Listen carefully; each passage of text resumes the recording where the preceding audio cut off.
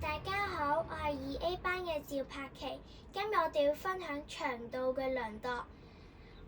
今日我選擇咗厘米尺。呢個厘米尺係有兩個作用嘅，分別係厘米仲有寸。我哋今日會選擇用厘米嚟量度嘅。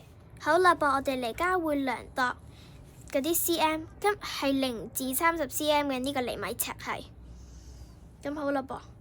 跟住我哋而家首先用呢兩支筆嚟量度下。首先用鉛筆先，我哋將個鉛筆呢個位就對住個0，跟住就睇下幾多 cm， 12.5 cm 咯。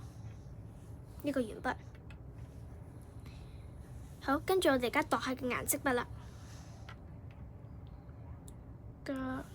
都係對住個0。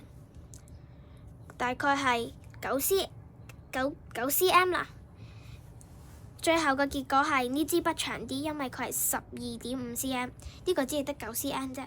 大家今日我嘅分享就完結，多謝大家欣賞。